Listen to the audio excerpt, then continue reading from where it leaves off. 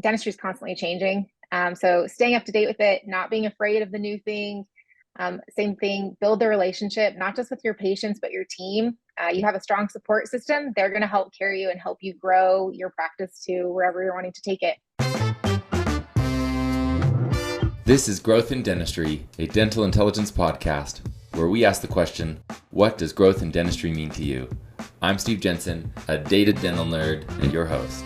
Welcome, everyone, to the Dental Intelligence Podcast, Growth in Dentistry. I am super excited for our guest today. We've got a couple of good ones on the docket. Now, before I jump in, just a quick note. I am so grateful for Dental Intelligence for sponsoring this podcast week after week and for their marketing team for all the work they do in the background. Believe it or not, it's a ton of work to come and take these clips, cut out all the stuff that I say that's not good, and make it actually sound nice for you guys to listen every single week. They do a great job. So they always ask me to plug this. It's the same offer every week. They'll give folks who have not checked in on top for a while, or if you want to just check it out, $50 for just going and getting a demo. You can find that link in the podcast notes. If you're a current customer of Dental Intel and you're not using some of our new products like the insurance claims processing tool, the insurance verification, or the payments tool, they'll also hook you up for coming and checking those things out. So just because you're a customer doesn't mean you can't take advantage of the cool offer. So just note that. I will also comment here in a little bit about a cool offer from our guest, but I got to introduce them first. So I have Alex and Chelsea from Gargle. Gargle is a marketing agency. They work with how many dentists, guys? It's a ton. Over 400 nationwide. Yeah, so like that's a lot of dental practices. You're going to learn so many lessons when you're talking about 400 dental practices. And I want to introduce you guys to Chelsea and Alex. So both of these two actually have very similar backgrounds. Maybe they won't like that I say that, but both Chelsea and Alex have done like the assistant thing. They both worked in the practice. Both of them have some lab experience.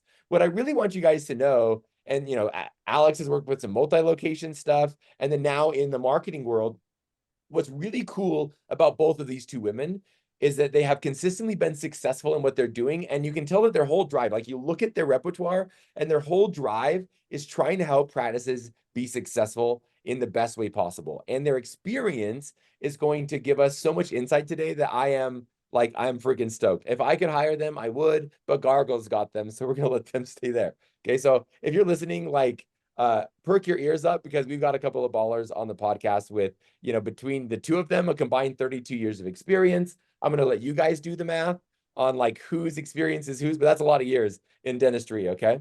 So here's the deal. These guys work for Gargle. So one thing I will just mention out of the gates that definitely take advantage of, if you're looking for a marketing agency, or we're going to talk about some problems today. And if any of these problems you're like, oh, I'm experiencing those, then hit these guys up. They'll give you $100 off of your first month of service with them. That link is going to be in the show notes as well. I'll mention it at the end after we've jumped in. But with that being said, welcome Chelsea and Alex to the podcast. How are you guys doing today? Hello. Doing great. Thanks for having us, Steven. Great. So I want to start off with this first question. So from the marketing, I'm always curious to know what other people see. Like I'm always looking at data, so I'm a total nerd. And I could like tell you some of these dorky problems like cancellations and no-shows are a problem in dentistry right now. And not as much treatments getting accepted right now, but there are things that you guys see and experience, whether it's like anecdotally or data, because you're a marketing agency with 400 practices. There are problems you guys hear about that I just maybe am not as attuned to. So I'm interested to hear from you guys from a marketing agency's perspective. What are some of the common like problems you're hearing practices talk about that they bring up with you guys? I would say the biggest thing. Okay, I'll hop in. So I mean, the thing when I'm working on the marketing side is, yes, having like extensive background in clinicals, we understand the day-to-day. So, checking on the staff, how are they doing? What are they doing to actually market themselves within the practice? Mm-hmm. But what are they also missing that, patients that are looking for a new dentist aren't achieving? And so it's asking the harder questions sometimes with these office managers, doctors, to really kind of get the big vision on where they want to be, whether that looks like new patient growth or just getting a better word of mouth out on the street. I think with a lot of the clients that I've been working hand in hand with Gargle. Yeah, I agree with that. There's so many, I always joke, I pull practices, and like when I'm in an audience and I'm presenting, I ask like, hey, what are the most important numbers to measure in a dental practice? And without fail, it's always production, collections, and new patients. Like they love the new patients. That doesn't surprise me that like one of the most common things is like, I just want more of those bad boys. Like give me those sweet new patients. And I love, Alex, that you made a comment where you said, one of the biggest things you guys are doing and that you're doing is you're asking, well, like, okay, but why do you want those new patients? And because that can change like what kind of new patients are we getting? Like what is driving that conversation? Because it's going to change the way we're going to do marketing and maybe some of your team behaviors.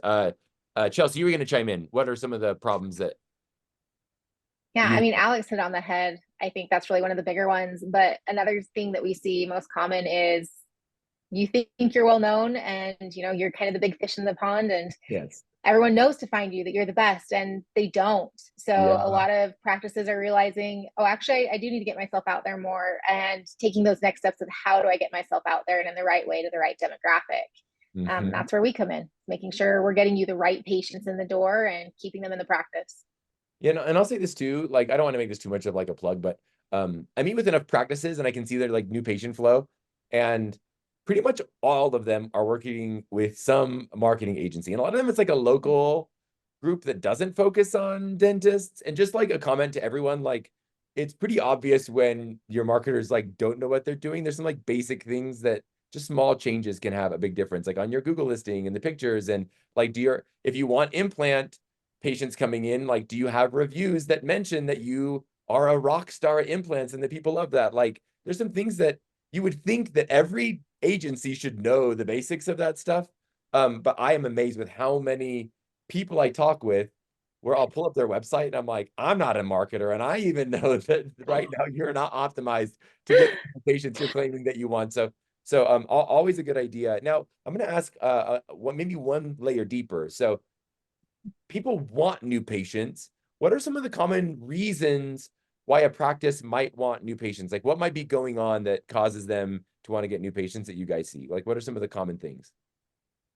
Like the reasons why someone comes to knocks on Gargle's door, like I want new patients. Like when you ask the question why is it that they want new patients? I'll go first on this one, Alex. Yeah. I think most often is, they're looking for, like you said, more production, more collection. Yeah. But let's take it a step deeper of, well, why do you need more production, more collection? Do you actually have enough new patients coming in the door, but you're not keeping them? What's going out the back door? There's a lot of more deeper questions that they say, I want new patients. It's like, great, but let's ask some other layers and peel it back a little bit first. And then let's make sure we're bringing the right patients in to get that higher production collection. Yeah, I very much, man, you guys are so good. It's like you're just speaking my language. There are so many people out there that won't ask those deeper questions, and those are the right questions to be asking, right? Like if you want to grow a dental practice, you could throw like if you wanted to get a lot of patients contact writing, you could, but it doesn't mean they're the right ones, right? So that's I love that you guys dive into that. And then the other important thing that you mentioned is this whole like patient retention thing. A lot of times practices, so I look at numbers. So the average practice only has just over half of their patients scheduled to come back, which means a lot of practices just kind of are losing patients naturally, which is not good. And that's also not good for a marketing agency because, a lot of people are like, hey, well, I want to get a lot of new patients. And so you'll send them all these patients.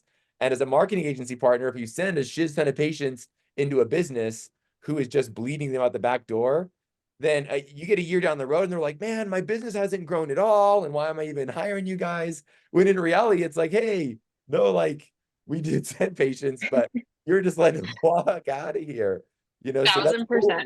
That's really exactly cool that you guys are focused on more than just like search engine optimization or like mailers or like, like ground marketing to try to get like referrals or something. Like you're focused on those things for sure because you're a marketing agency, but it's good that you're focused on like training practices on kind of some of this bigger picture stuff. Because there are, and I'll go one layer deeper here. There are lots of reasons why a practice might be losing patients. So like you mentioned one, like reappointment is one of those ways. One of the other things that's going on right now that I think is an important trend that I think would be fun to like talk about is tons of practices, because of financial pressures, are trying to figure out like, how do I make more money in my business, but maybe not have to like add a shiz ton of patients. Maybe they're running out of operatory space, or like marketing's expensive, like everything's expensive these days. So that like is a case, you know, they're trying to figure out how to optimize that. But one of the things I'm seeing is people are switching and going out of network with insurance plans. And of course, like in that process, they're gonna try to save as many patients as possible. But sometimes that can cause like some pretty big problems. Like if they communicate poorly, they might have like this big like wave of patients leave. Have you guys ever, do you guys see that? Is that a trend happening in marketing? Like, do you have practices coming to you that are like, crap, we pulled the plug on going out of network and we're losing them, or maybe existing clients who like have made that move and have consulted with you guys before that move, and so like you're making sure you're feeling the holes there? Is that something you guys see happening? Absolutely. You see it all the time. And both ends. I love that you gave both perspectives. We have a lot that reach out, say, you know, we're thinking going this direction. What advice do you have? And then we have others that are like, we did it and things aren't working. What do we do? And so then we go into, okay, how do we rescue, you know, once post? And but it's definitely something that we're seeing more of as we're seeing how insurances are changing in different areas. And I think a lot of dentists are wanting to take more control over their practice than they maybe did in the past. And so there's a lot of things to navigate with it. Yeah, it doesn't surprise me. I would love to hear, do you have any like examples? I would love to hear, you know, for the listeners, it's so helpful to hear, hey, like here's a practice that like they are having this problem. Because I think I imagine there's tons of listeners that are having the same problem, like whether they're thinking about it or they are in the middle of going out of network and they didn't think about plugging up some of these like patient flow holes. There's probably some listeners that are like, hey, what do I do if I'm in the thick of it? Or, you know, yeah, I would love to hear a story. Do you guys have any examples, like a specific doctor or practice that you worked with? I have a great one, actually. Take it away. This is a client of mine. We've been working with them for a little over a year. Actually, this is one that we kind of had a heads up on, but not totally. They'd already started releasing some insurances and then came in and said, ooh, we're running into some hardships. Can you help? And we so jumped what happened? in. I'm assuming hardships meaning they were like losing patients. Like patients were not losing patients. Well. Yeah, losing patients. Patients weren't understanding what was going on. You know, what do you mean you don't take my insurance? So can I see you? Can I not see you? They weren't quite sure how to answer some of those questions and really field keeping patients with the practice. Especially it was a well-established practice. People loved going to see them. They wanted to stay, but were really kind of confused on what to do. So we stepped in, and they had done marketing before, not with Gargle. Had started, you know, on their own doing things like Google ads and social media, but really, I mean, didn't have the time. You're a dentist, you got a lot on your plate, a lot to do. And then so they handed it off to a different marketing agency that was local, not necessarily in the dental field, but figured, okay, this is going to take it off my hands. And honestly, the feedback that they gave after working with Gargle was, you know, I feel like the first company I was paying and I was just kind of giving them my money. I wasn't getting anything in return. And I moved to Gargle and it was dental focused, and we took it to the next level of, okay, how do we do this? And I started keeping my patients and then getting new patients, and they're completely fee for service now. So we don't have any insurance in there.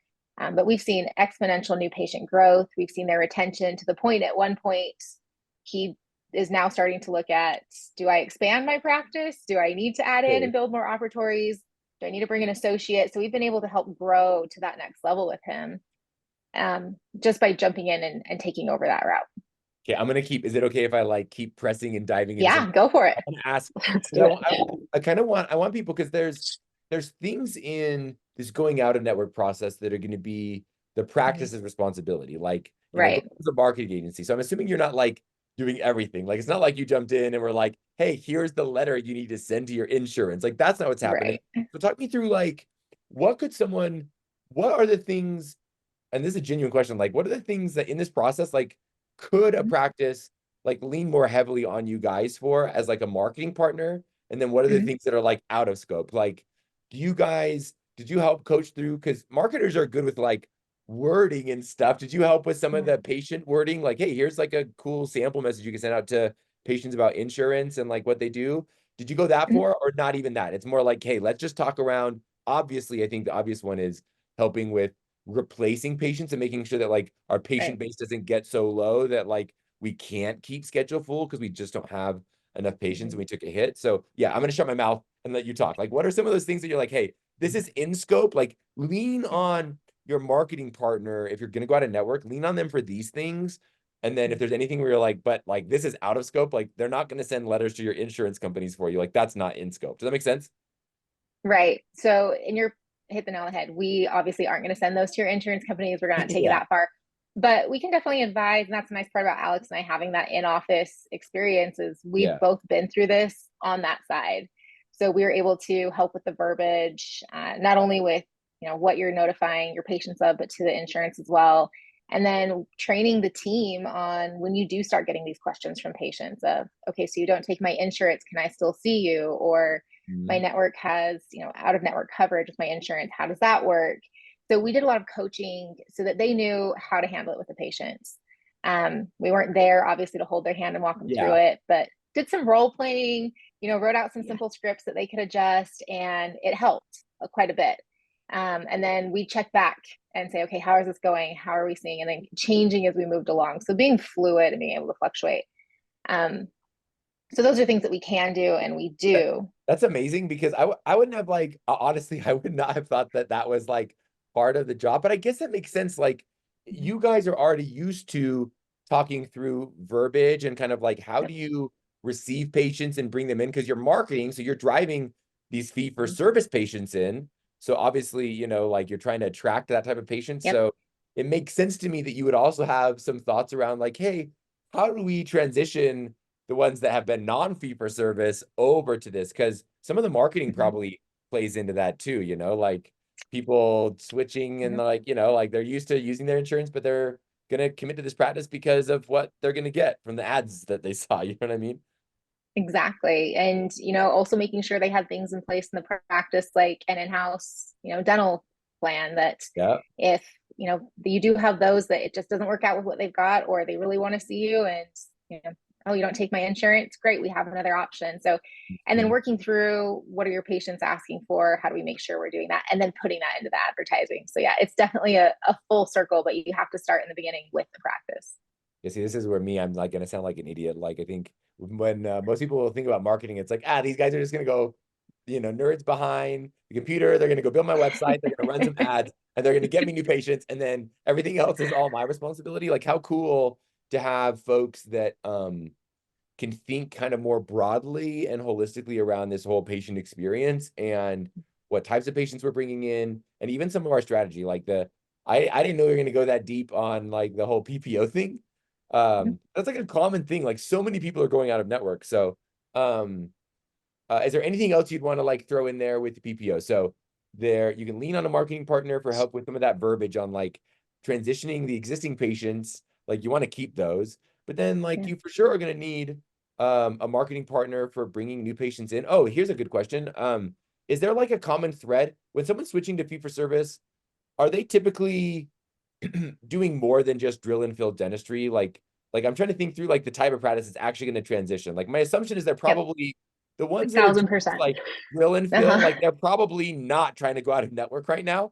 But people who are doing more advanced dentistry are probably the ones that are more likely to be making that step. Is that like a common thread? Yeah. Oh yeah. I would say it's going to really come down to like comprehensive dentistry. Are these dentists doing comprehensive? So they're looking at big picture when they have the patients in the chair. They're not just playing the tooth jockey, as some may call it. They're actually looking like 10, 15, 20 years from now, like the dentistry should be lasting. And a lot of times, even when the patients have those insurance, some of those services are like we're maxing out the insurance, and so we can't fully plan on insurance to take a role into that. So it's really having the doctors really hone down and like asking the harder questions, what are your long-term goals? So really it is marketing, but some days it feels more like consulting. Some days I'm not saying we're consultants whatsoever, but it's really just making sure the patient and the patient and the doctor understands like long-term where they want their practice to be, where they want their dentistry. Because once they do that dentistry, that's their word of mouth that's out on the street too. And we want them to be proud that their name's attached to it too. So definitely when we're getting into like more cosmetics, the heavier implant cases, stuff like that, insurance isn't even going to touch it to make a difference for the patient. So fee for service sometimes ends up being the best way to go with these practices. Yeah, that makes a ton of sense. And then that probably affects kind of the way you guys think about marketing together, right? Like getting a new patient for a general practice that is not doing implants, crowns, cosmetic, clear aligners, is a completely different animal than someone who is, right? And depending on which one of those Right. they want to focus on. So I'm assuming do you guys like cater some of the marketing messages where it's like, hey, like I just finished my Invisalign courses, and so I like really want to ramp up that element. So I want to focus more on like consults. Do you guys like tailor to that at all? Because I'm assuming that's like a whole transition as well, as I'm going out of network, and that I want to like replace the patients with the right kind of folks for the treatment I'm trying to get done. Absolutely. I mean, everything is customized and tailored to the finite detail.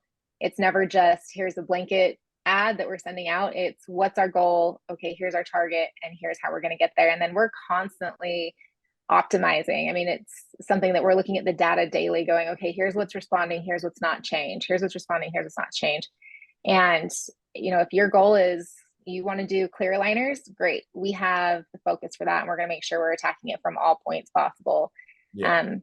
So it's always going to be tailored and customized. And then we work really hard in regards to the target demographic as well, so that you're getting a quality patient. So we're not just getting a bunch of patients through the door. It's the patients that are going to come, they're going to stay. And like Alex said, that's your work. They're going to stick with you, and they're going to stay with you.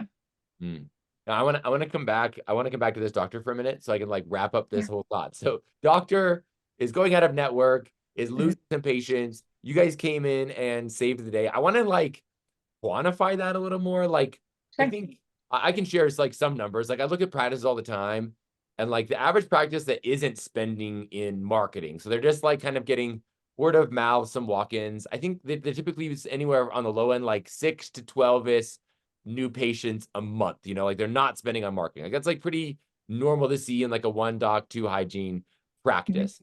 But the average practice is losing way more than that. So they're typically averaging like 16 to 20 new like old patients a month that they're losing. So they're actually shrinking. Like the average practice in the US today is shrinking. So I would imagine, if this doctor was doing some marketing before, maybe, I don't know, like 20 patients a month is like pretty normal when I start doing marketing on top of that. And then probably losing even more. Like, and if you don't, that's totally fine. Do you know like how many patients he was losing, or was it just like bad vibes and he was worried he was going to lose hundreds, if not like over 1,000, because they're all in network? Does that make sense? Right. Yeah. And what did after? Like, can you tell me, like, talk through like was he getting a bunch of new patients? How many? Like, what did that experience look like? Yeah. So pre-marketing with Gargle, he was averaging about 20 new patients a month. Okay, yeah, those actually, yeah. So right on with what you said. He was losing probably about half of those. So they either weren't staying, or he had those going out the door. So just new patient conversion. We haven't even talked about that, but that's important. Yeah. Like, are the patients you're getting from your own efforts or marketing, are they actually converting? That's cool too. Okay, so keep going. Sorry to interrupt, but No, important to call out that matters. It absolutely does matter. It's a huge part. Is we can bring you the new patients, but you actually have to convert them to stay. Yes. And then now he's averaging 40 plus a month, and those 40 plus a month are sticking and staying. So significant increase in what he's doing in his practice. Yeah, doubled. And then like I can imagine, like that is so helpful when you're trying to make this transition, to just like know that you've got new patient flow that will make up for what you're naturally going to lose. I think it's pretty common for people to say like that you're going to lose, at least 10%, if not 20% of like kind of those in-network patients. And if you are more heavily reliant on like Medicaid, then you're going to lose a shiz ton, right? If you're trying to make that kind of a switch. But normally you're not seeing that as much. But depending on the plan you have and how many patients are on it, you can expect to lose some. So that's cool to like know that you guys, can help crank up that new patient flow to replace. Because I'm thinking through, like, if it's 40 a month, and I need 12 to 1,500 active patients per full-time doc, like, then I can like go out of network over the course of several years and feel confident that as I do that with these plans, I have like 200-300 patients. I could almost lose all of them. I don't want to, but I could almost lose all of them and keep my new patient retention high and still be in a good place. Now, ideally, hopefully, you want to grow the business or get to a place where you're more profitable, which is awesome. But yeah, that's super cool. Well, we're coming up on the end here. Time flies like so fast when I jump into these stories. Anything you want to add before I ask my last question? Any other like tidbits of advice, problems people are facing, advice you would give to dentists out there with struggles you see practices going through today? Biggest advice I would say is don't be afraid to actually get to know your patients. You know, we dentists, the dental community doesn't have jobs without those patients. So just not being afraid to ask, like, go deeper. Like, you're not afraid to ask us deeper questions, stuff. Get on that level with your patients, because just like wherever you have a good experience, that's where you're going to be willing to spend your time, your money. And time is honestly like a thief of everything. So if you really can connect with your patients in a way, but also enhancing, adding a marketing service that's going to be there, that, you know, Chelsea, myself, someone like that is going to answer your call, text when you call us, just to check in if you're having a bad day. Like, ask the questions. Don't be afraid to say you don't know, I think is a big thing too as a doc, because doctors, they're fantastic, but there's marketing departments for a reason to help with the headache, so we can focus on the marketing part of things for them. Yeah, that's brilliant. Brilliant. Great. Okay, I'm going to ask the question. You ready? So we ask every single guest, the namesake of the podcast, what does growth in dentistry mean to you guys? So I would love to hear both of your answers to that question. What does growth in dentistry mean to you? And you can decide who goes first, Alex or Chelsea. Either way, I'm cool. Alex, go ahead. I've been talking a lot. Okay. Okay. So growth in dentistry to me just means dentists focusing on the comprehensive care, while also optimizing all the new technology that we have to bring into the day-to-day practices to make it a more predictable outcome. Yeah, I love that. And I love the comprehensive care piece. I'm gonna like give my own like selfish plug there. Both of you highlighted several. I'm a total number nerd. So both of you highlighted a couple of things that are so important to me. New patient conversion into ongoing care, huge. We can get consults all day long, but if we really want to provide comprehensive, like help keep these mouths healthy, which has an impact on so many things in life, so many things in life. We've got to be good at doing that. So thank you. I'll just say thank you guys for being focused on that, on the conversion numbers, because, and not just on the adding patients to the, you know, the metric thing. Like that is so important. So I love that insight. Thanks, Alex. Chelsea, what's growth in dentistry mean to you? I want to hear. Growth in dentistry to me is, you know, in my experience over the years, dentistry is constantly changing. So staying up to date with it, not being afraid of the new thing. Same thing, build the relationship, not just with your patients, but your team. You have a strong support system. They're going to help carry you and help you grow your practice to wherever you're wanting to take it. So take it that way. I love that as well. I'm a people person, so I'm a huge fan of that. Well, thank you, Alex and Chelsea, for joining. I'm gonna say this again. So if you listen to this and you're like, hey, my marketing partner is nothing like these two, like they're not cool, they don't have years of experience in dentistry, they're not consultative with me, or maybe they give me really dumb advice and I like the advice that I'm getting from Alex and Chelsea, like definitely hit the Gargle team up. Obviously, they have this offer for $100 off of your first month service, but I think it's so much more than that. I think it's so important to find marketing partners that have like yours and your patient's success, like really, you know, they have a vested interest in it and they like genuinely care. And I think it's pretty obvious just from my conversation with both of you that like you guys do, and I think that represents Gargle so well as a company. So check it out. It's in the show links. If you want to get in contact with these guys, like go there. You can go to their website and read more about them as well. But I'll put that selfish plug in there for you guys. Like definitely go and connect with these folks. Well, thank you everyone again for listening. It was great to have Alex and Chelsea on with us today. This has been another episode of the Growth in Dentistry podcast, where we ask the question, what does growth in dentistry mean to you? My name is Steve Jensen, your host and data nerd. Keep growing, folks. We'll talk soon.